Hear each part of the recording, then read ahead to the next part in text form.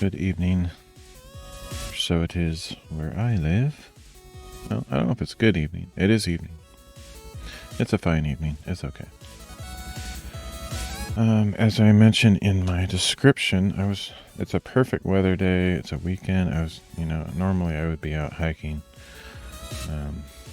But my car is dead, and that is really getting me down lately. Hopefully I will be able to resolve that relatively near future, or it's going to be a really tough summer. But I did get out, at least, out of the house to do something. Just invited my mom to go to lunch, and then I wanted to go do a little bit of shopping, which normally I don't really like shopping that much.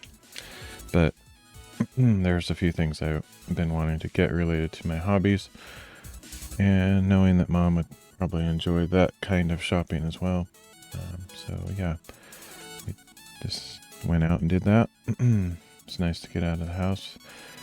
Honestly, I would have slept all day if I didn't make those plans in advance, which was kind of intentional because I stayed up all night last night till I don't know what time it was, like 9 a.m. or something, at least. And so I just took a really short nap before lunchtime.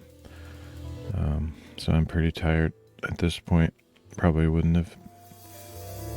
I'd say I wouldn't have energy for a hike, but I've many times stayed up all night and gone on crazy long hikes the next day. So I'm always super exhausted, but it's been done. Anyway. So we did the shopping. I went to Dollar Tree first because I always like, if I'm going to look for some object and I think Dollar Tree might have it, I'd rather go there first instead of finding it somewhere else for 2 or 3 times the price and then wishing I'd gotten it at Dollar Tree later. And I don't really like returning things, kind of a pain. Anyway, of course, most of you probably know now that Dollar Tree is now $1.25 tree. No more dollar stuff, thanks to our lovely president and his inflation extravaganza. Anyway, that was probably a long time coming anyway, though, because I don't understand how they sell the things they have for $1. It doesn't make sense to me, but obviously it's all cheap imported junk. But there's actually quite a few things there that are surprisingly good quality for the price, which is amazing. Anyway, so I started out at Dollar Tree and found a couple things. One thing was for work, which I don't have here because it's not really relevant to my stream content, but I also found these little glass bottles, which will probably be the eventual resting place for sand that I'm sorting. I know it seems weird. I totally did this stream on a whim.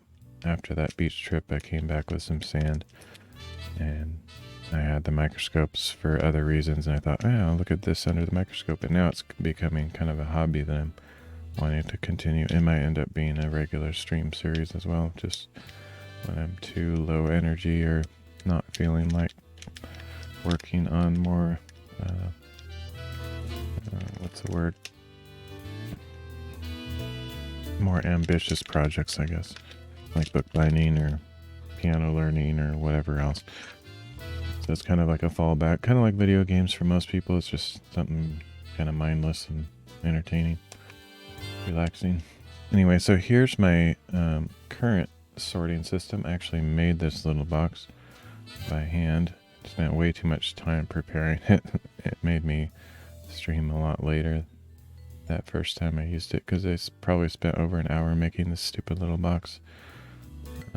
Kind of cool, it's fun to make stuff, and it does work, but problem with this, it doesn't have a cover. I mean, I could make a cover or whatever, but it only has 14 compartments, and I don't really feel like making more.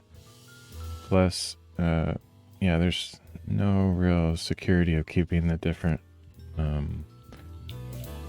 pebbles separated, and the compartments are really small, so it's hard to like drop things in the right one. I think they sometimes get in the wrong one. Anyway, so I knew I wanted to buy something a little better. And so originally, I mean, my first find was these, and this is probably where I'll put them in these bottles after I've collected quite a few of the same kind.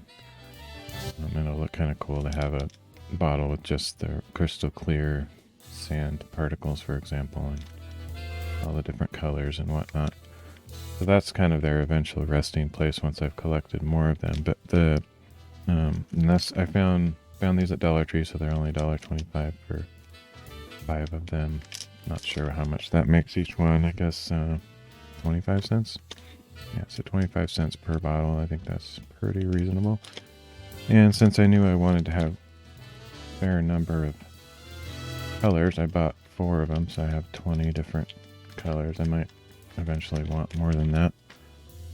I've bought things like this for other purposes, like I have a lot of acrylic inks and India inks that I use for writing and stuff, and I bought little bottles like this to contain the different colors, although I usually get the ones that have really good seals.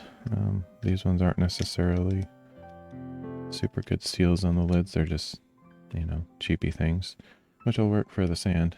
I don't need them to be airtight or anything. So yeah, that should be fun. And then after that, that was the only thing I found at Dollar Tree that was to my satisfaction. They had a few other things that I considered, but I knew I wouldn't be happy with them, so everything else I got at Hobby Lobby, which is a huge craft store if you're not familiar with it. Stop holding this so I don't dump it all over the place. That's the main disadvantage of this, aside from the other ones. I could easily dump this and then all the work would be for nothing. So here's what I found as an alternative. They're like jewelry organizing storage things. I'm going to open this just to show you what these are all about. This is kind of what I had in mind, except I was thinking what I would find would be something more like this, just with bigger compartments, maybe something that looked more like a pill box, possibly like one of those weekly organizers for all your medications that my parents have a bunch of. Thankfully, I'm not yet to the point where I have to take a million pills every day. I don't ever get there. Anyway, so these are cool because they're white, so you can easily see what's in them. And they're really shallow. Like, I didn't want something super deep because, you know, I wanted to be able to easily reach into them with the tweezers that I use for the sand sorting.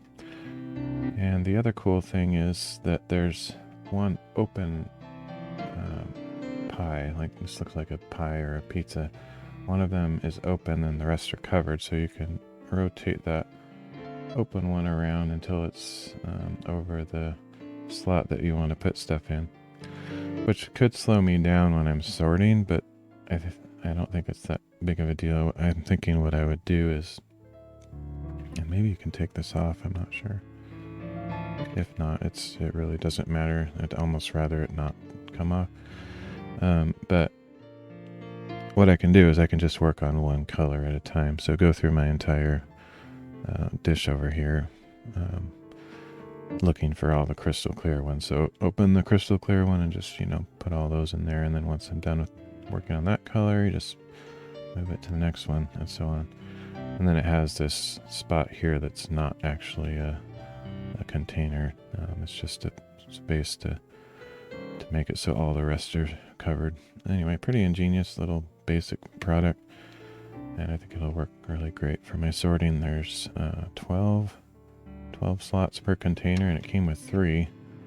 I thought that was a pretty good deal. I don't remember how much it was. I have that container here. So $4.99 for 3 of them. So just, you know, $1.50 each or $1.75. I don't know. Something like that. I thought that was a decent price. So that's enough for 36 different colors, and I may end up just leaving them in here and not using those jars from before, although I might use the jars for colors that, I have a ton of, or something like that. Anyway, the jars, I feel like I can use those for a variety of things. I really like those little jars. So got that. And then the other thing, this is kind of crucial for my looking at through the microscopes. Here's my digital microscope over here on the left. This blue and black thing here. It's a little box. This looks like kind of a beefy GoPro, really. Has a lens on the bottom, and then you can screw on different lenses, which I'm hoping to eventually, once I have some money again, buy an even more powerful lens, because this one is, if I remember right, it's 300 times, but I've seen some that are 1,000, 2,000, or even 4,000, so I could get like really close, maybe even see like plant cells and other things like that. I'd have to get more powerful lighting and stuff as well, but I use this light. It's a brand called Ulanzi. It's a really cool light. I actually just ordered another one because I don't have quite enough light for what I'm doing. My microscope actually came with this ring light here. It's really big and clunky and doesn't have a good way to attach to the bottom of the microscope, so I may or may not use that. I might mount it on some kind of tripod and figure out a way to use it, but anyway, I ordered another one of these, except it's a different brand, and it actually does even more than this one does, I think, so that'll probably be here in a couple weeks, and if I remember, I'll show that on stream as well. Anyway, so I bought this glass plate. Basically, what it is, it's like I don't know what you call it. It's like a thing that you put candles on so the wax doesn't melt and get all over your table or whatever. Looks like an ashtray with sand in there. It's the first thing I thought when I saw it. But I was using this plastic dish that's, was a round, similar shape to this. But I was noticing that my tweezers, as I was picking up the sand particles, were kind of scratching the plastic, and it just didn't look super nice. So this one's glass, so I won't be able to easily scratch it. And I like that it's clear, because I think I might experiment a little with putting the lights or other reflective or interesting things underneath it. I may or may not do that. Plus I can have my little X marks the spot post-it note on the microscope stand and see that through the bottom of the glass, so I know where to align the lens and stuff, which is kind of handy. But yeah, it's actually really good for lighting, so I can shine lights on the side and it'll still illuminate the particles or whatever I'm looking at. So that's my new glass base for my microscope. That was a cool find. I think that was just maybe a couple dollars or something like that. It was pretty cheap. This here is a brayer, or just a roller. Brayers are typically used for like spreading ink on like screen printing or printmaking type situations.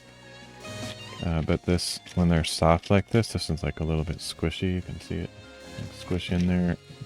It's usually more for like rolling out glue things like I do for my bookbinding.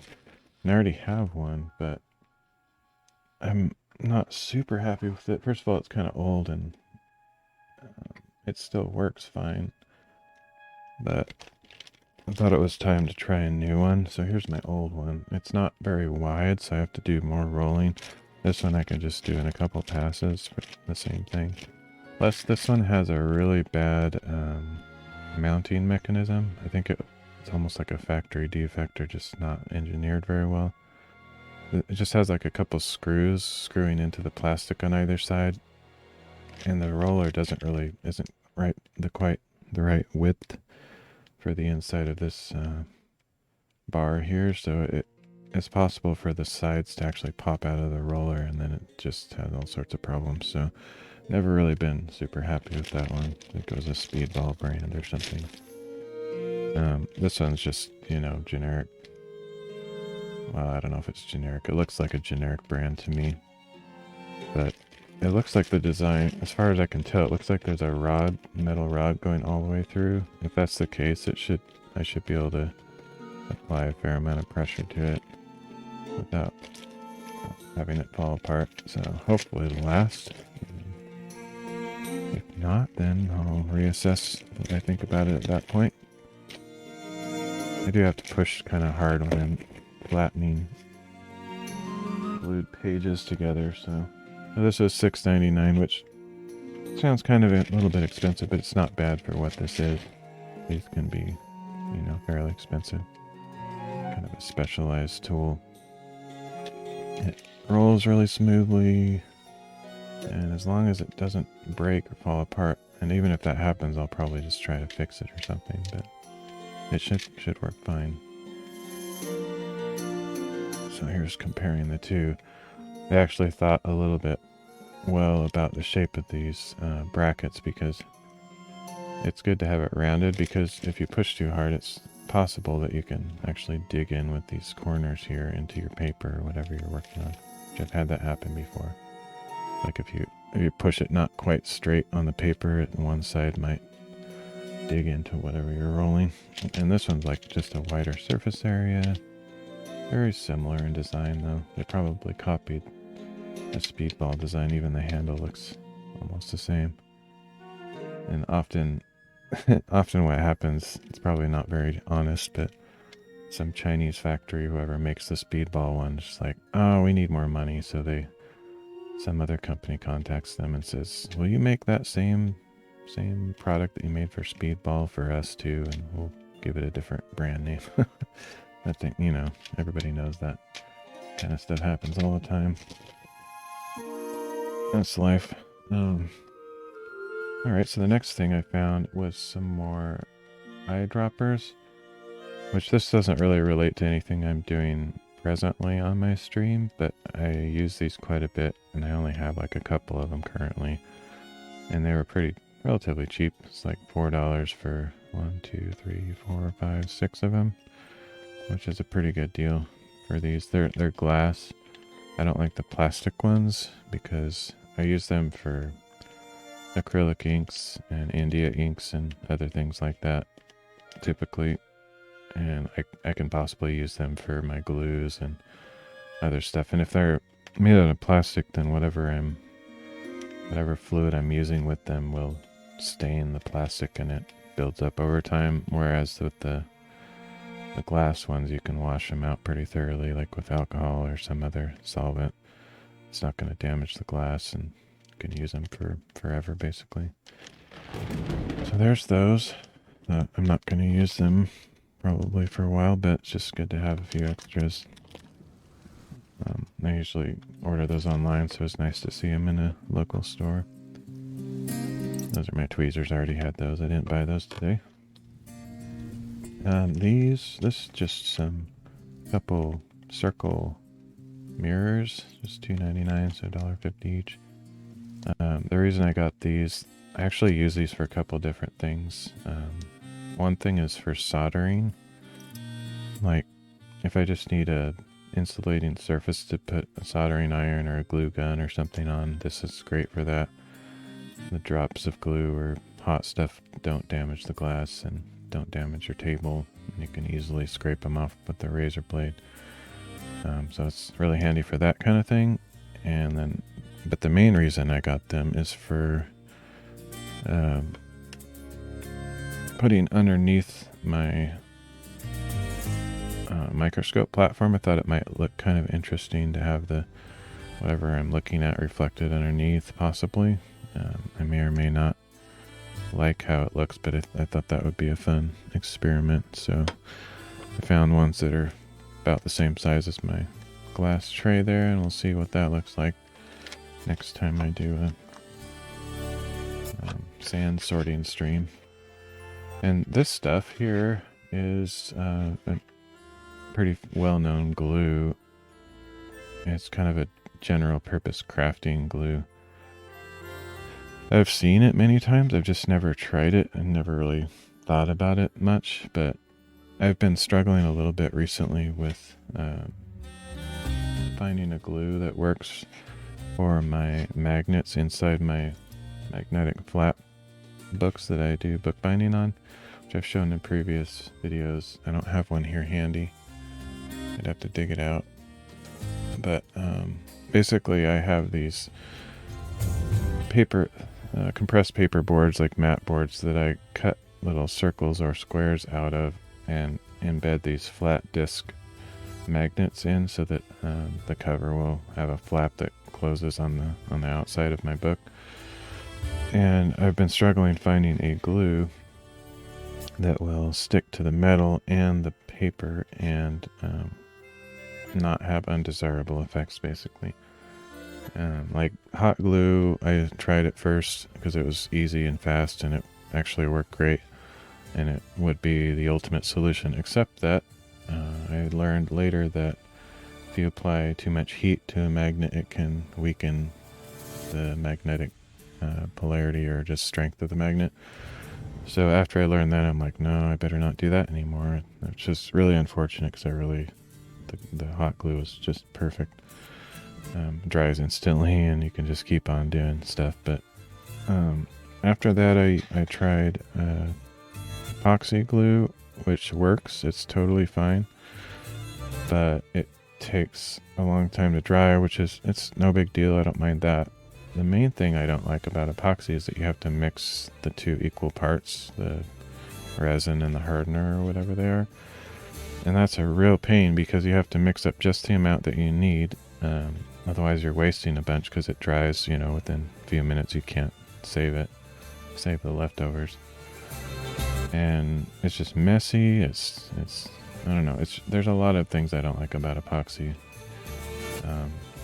But I was going to overcome all of those issues, most of the issues, by just having a large number of books, ready to glue. So, because the problem was, if I'm only gluing a few magnets in one book board, I have to do this big process of mixing up the glue, and I only use a tiny bit of it. And that's just a pain. There's a bunch of wasted glue, and it's a lot of effort for just a small, short process. But if I have several books, like say 10 books ready to have magnets glued into them, then I can just do them all at once, mix up a slightly larger batch, and just do it all real quick. But the problem with epoxy is it dries really quick. So it'd be hard to do, like say 10 books before the glue started hardening. But anyway, this stuff, as far as I understand it, you don't have to mix two different things together to get it to work. It's just, you squeeze it out and use it as is. I didn't actually read all the details on it, as far as like how long it takes.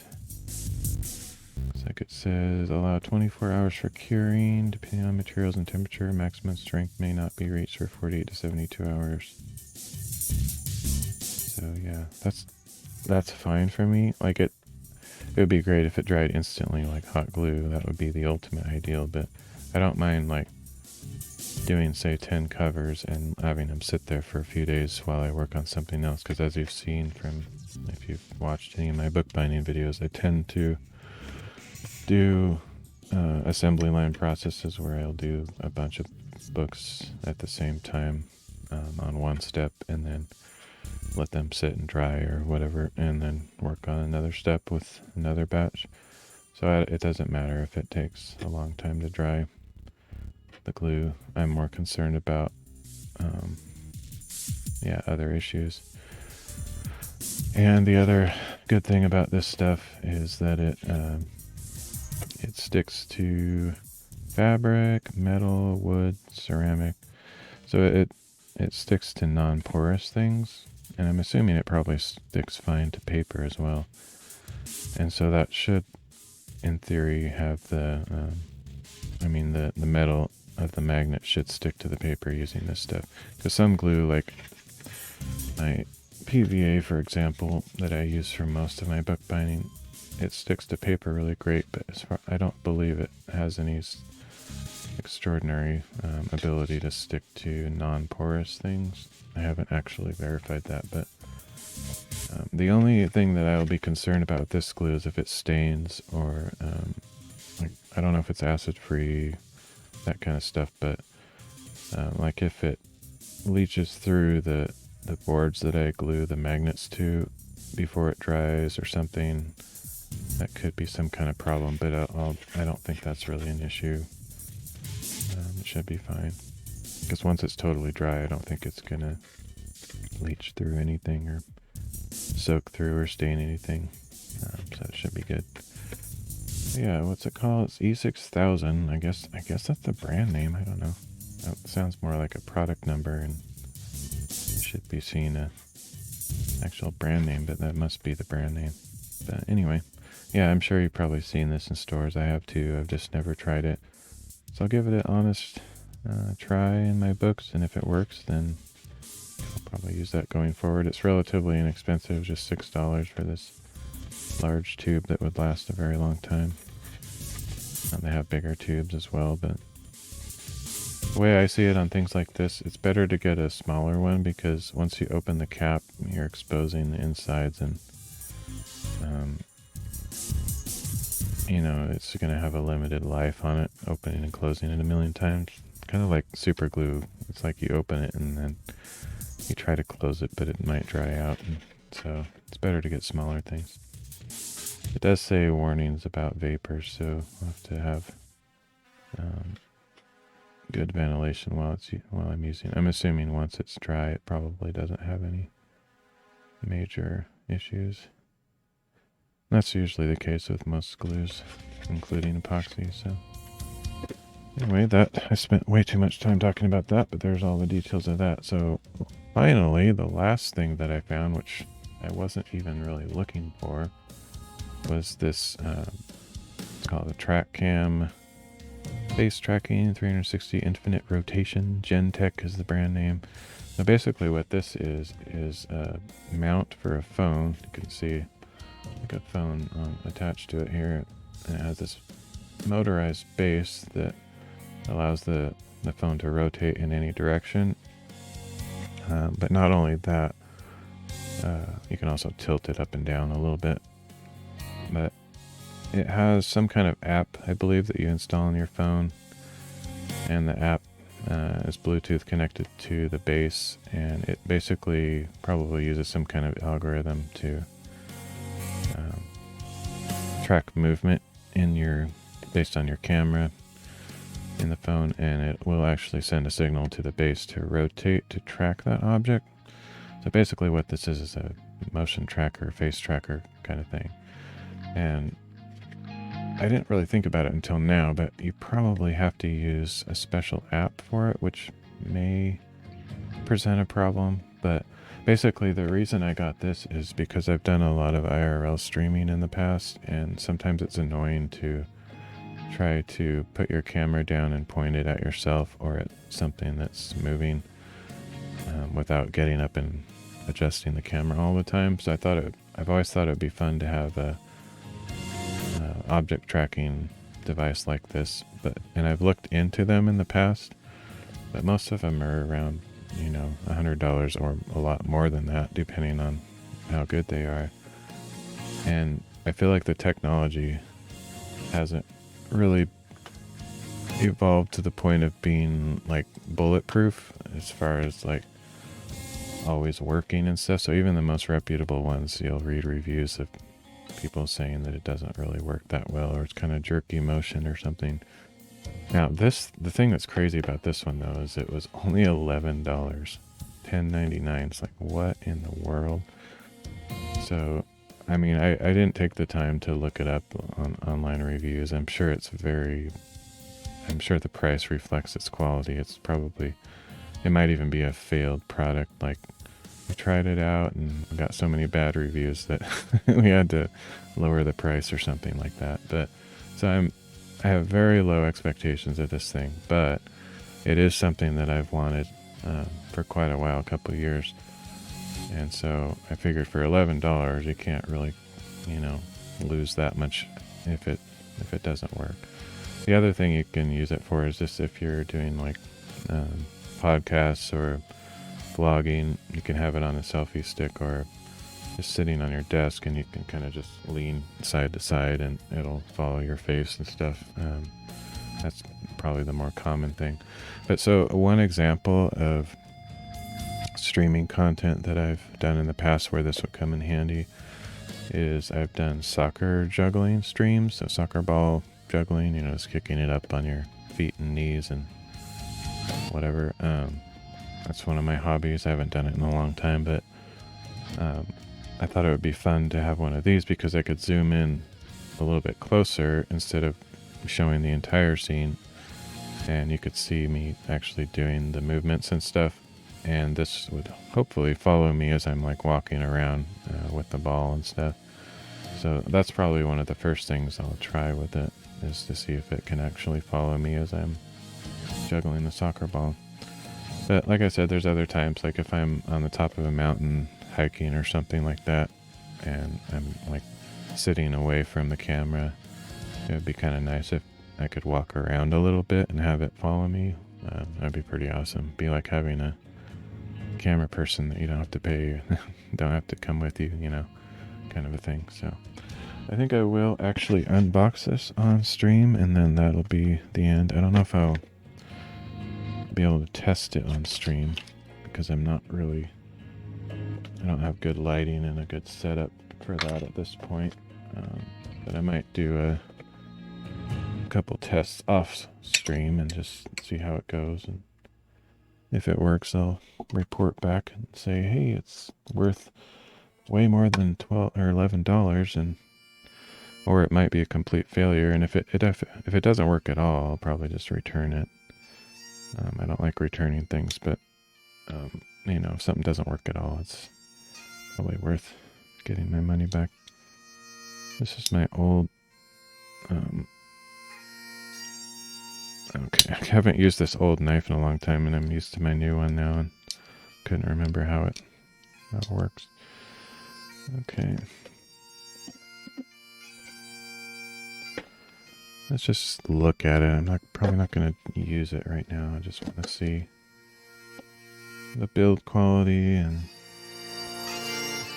I honestly don't remember how this works. How does it work? Like a little... Oh, that's right. Okay. Okay. Yeah, I just want to see the build quality, and just if it looks super chintzy, I'm probably going to laugh at it, but it's got to be pretty crap for $11, honestly. I don't understand how it can be that cheap. Kind of like when you see something at Dollar Tree, you just almost expect it to be garbage. But occasionally something will surprise you and be pretty good. The first thing I notice is that the base is pretty big, bulky looking. But it kind of needs to be if you want it to hold your phone and not fall over. But it also has a tripod, 1/4 inch 20 mount, so you can hook it up to a tripod or other holder of whatever kind you want. I'm guessing the motor's probably not that robust to like be vertical or upside down. I mean horizontal or upside down, but who knows, maybe it would work if you had the need to do that. One thing I could try is hanging it from one of my perches. I have all these bars going across for my streaming setup. I could put it upside down like this and see if it actually still worked, or if that confused it. But generally I think it's probably made to work right side up. So let's see. Not sure how. Oh, looks like it's just kind of tightly wedged in there. You can move this a bit. I feel like if you push too hard in this direction, it's probably not good for it. I don't see a way to loosen these things, which is kind of weird. I guess it has a manual. But anyway, very basic. I wouldn't say the build quality is that great, but as long as, probably I'll find out that as long as you're careful with it, it probably will work fine. For $11, I really don't expect much. So it's got the spring-loaded clamp for your phone. All of this feels quite chintzy, honestly. Like I feel like these could break, not, pretty easily. But you can go vertical or horizontal with this thing on the back. which is cool. So yeah, I'll give that a try and see how it works. I don't have high hopes. So as I was mentioning earlier, the disadvantage of having to use a dedicated app for this is that it may or may not be possible to have a streaming app open on your phone and whatever app this requires to do its Bluetooth connection and camera detection, movement, motion sensor thing.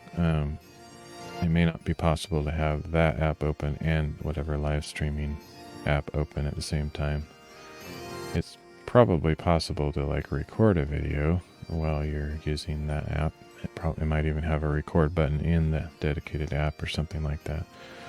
But as far as more advanced camera settings that your phone app might have, or a live streaming app, I don't know. I'll have to test it to see if you can use both apps at the same time without, killing your phone or overheating it and whatnot, and having it actually still work. So I'll test all that out and see if it's worth even $11. If it works even at all reasonably well, I'll probably keep it. If it's pretty awful, then obviously I won't. So this might actually require... Oh yeah, so it uses... Well, that's something I did not look into, is how it powers. It looks like it uses double A's, which is fine as long as they last a while. I was sort of kind of expecting it to have a USB powered thing, so that's probably one of the reasons it's so cheap. But I have a hard time believing it even works, honestly. But so that's kind of a downside for sure, because normally for something like this you would want USB powered, because then you could hook it up to a battery bank, or an internal lithium-ion battery would be fine too, but that would have a limited life. In a way, it's cool that you can replace the batteries. Once it runs down, you can just replace the batteries, but you don't necessarily want to have to do that right in the middle of using it. But anyway, I'll think about all that and see how it works. Yeah, we'll see. Again, I have basically no expectations of this being anything but a piece of junk, but it was sold as a product in a store, so it's either, as I said, marked down really far because it's terrible, or it actually works. We'll find out. Anyway, so I think that's it. Let me check, make sure I didn't miss anything, but that's generally all I wanted to do in this stream, is do a quick show and tell or unboxing of a few things. And I'll eventually start using these in my streams. I'll use this mirror pretty quickly, probably. I'll start using these containers for the sand sorting, and maybe eventually use these little bottles for the different colors of sand and what other crafts. And so yeah, pretty much all of this will be put into action fairly soon. Excuse me. So thanks for joining me, and I may be on later again. I'm pretty tired after staying up all night, so I might end up going to bed early after a little dinner or something, but I just wanted to get that stream in before the tiredness took over. I may do a little bit of sand sorting later. I'm still not quite feeling up to jumping right back into the bookbinding yet, but I will get back to that soon as well. I'm just kind of in a phase of enjoying the novelty and newness of the microscope exploration stuff, so I'll probably go back and forth between that and bookbinding, or figure something out.